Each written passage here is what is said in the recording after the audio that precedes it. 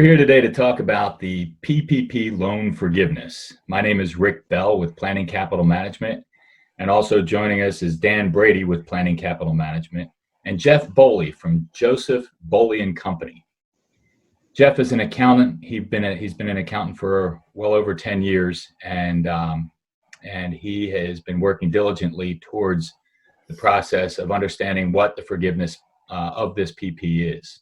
One of the questions that we've seen 100 times over is eligibility expenses. So exactly, Jeff, what are the eligible expenses? Hi, Rick. Great to be joining you guys today. The eligible expenses, as we currently understand, because as you know, a lot of these things are still being discovered, going through legislature, and there's still some unknowns. Currently, the main cost is going to be your payroll costs. That's going to need to make up 75% of your loan costs in order to be eligible for forgiveness. Those payroll costs include salaries, wages, commission, vacation, sick time pay. That's also going to include your employer retirement contributions, as well as any state and local taxes incurred by the employer on those wages. We're receiving questions with respect to salary and wages. You know, can we receive bonuses for employees like that? Can we provide hazard pay? As of right now, it's very plain and general and states salary and wages. So as far as some of those more complex items or questions related to those bonuses, etc., are still yet unknown. So as long as you pay 75% out in those payroll costs, which is quite general and vast in the moment. The other additional costs that you're going to be eligible for forgiveness is going to be group health benefits paid to employees, as well as any payment on interest or mortgage obligations that the company may have. Additionally, any rent that you may have. It's also important to note there that under these agreements that you have a signed rental agreement in place as of February 15th. Especially important if you are the business owner and you are renting from yourself. And then the other costs that can be included are going to be your utility costs. That's your gas, electric, telephone that you use to run your business. As far as those are concerned, it's important that those are also established costs as of February 15th, 2020. Jeff, what about payments to independent contractors, 1099s, things like, part-time employees, seasonal employees, or how this would pertain to, sole proprietors or self-employed individuals? In the current, any subcontractors, 1099 subcontractors would be excluded. Those that are self-employed or part of the gig economy are eligible to participate in the PPP program directly on their own. You are allowed to pay, sick and vacation and paid family leave time, as long as you're also not double dipping and taking those additional family leave credits that are provided under the CARES Act. As far as the self-employed people, as of right now, we're advising them to ensure that, if they applied, say, up to, the $100,000 maximum, that they are paying themselves, that $83.33 or whatever their monthly amount is, that they are taking that as a draw from their business account during this time. So Dan comes up with a good question, actually, and you may have answered a part of this, but if you have a business owner that has both 1099 employees on and has W-2 employees on, and they can claim those individual 1099 employees as part of their PPP also, correct? That's not correct. No, subcontractors are to be excluded from your PPP loan application amount. Interesting. Okay. You also mentioned February 15th. So I've been reading a lot about the 8 weeks of coverage. Do we know when that 8 weeks of coverage actually starts and what documentation we're going to need to be able to confirm that it's forgiven? As of now, I only mentioned the February 15th because that's when they're establishing, dates for having, full-time equivalents for periods now or for the period during that period last year. February 15th also relates to any kind of contracts or obligations you have. They obviously don't want you running out, getting a brand new Comcast package on, as soon as you receive the loan and trying to include that as part of your forgiveness. As it relates to the 8-week period, as of now, the guidance is showing that when those funds are dispersed and hit your account is when that 8-period period begins. There have been some larger legislative bodies such as the AICPA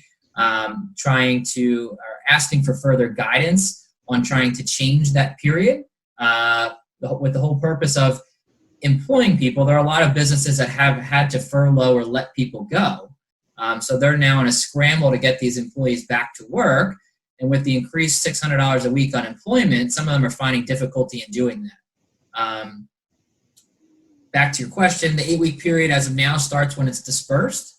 And what we're recommending that people do is to very specifically track all the outflows from their checking, regardless of whether they're going to directly apply to a forgivable expense. And more specifically, if they do apply to a forgivable expense, is to keep any necessary and all documentation associated with that.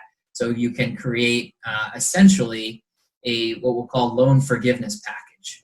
You want to have a cover sheet that ties out to your bank statement, that ties out to the underlying expenses in order to facilitate the process for forgiveness. Right now, there is no formal process for that submission. We imagine it'll look something along the lines of what you did to submit for the PPP application with a little more extensive documentation to highlight those expenses. So I would expect that each of the banks is going to roll out a process similar to they did for collecting the initial application for going through the forgiveness piece. I got one other question. We talked about furloughed employees. What happens if employees were furloughed or they've changed jobs, they left, and then are replaced because the furloughed employees don't come back, or the changed jobs obviously aren't coming back? But what happens if they're replaced by other employees? Do those employees count? Yeah, so as part of the loan forgiveness piece, as I mentioned, 75% having to go to payroll, you also have to keep a basically FTE or full-time equivalent as you did during the loan.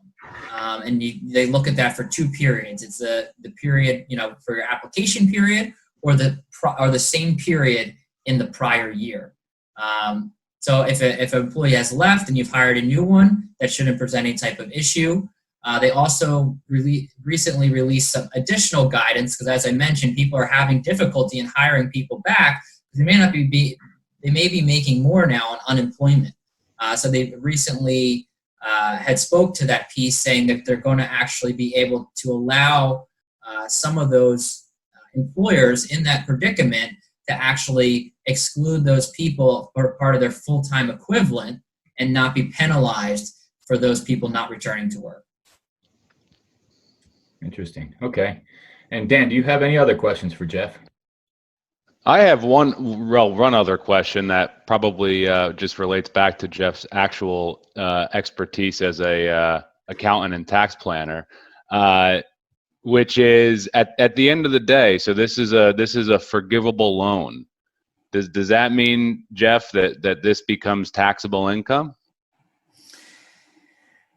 Per se, it is not income. If something is forgiven, historically under debt relief, people have maybe had to include it in income or things like that for debt cancellation.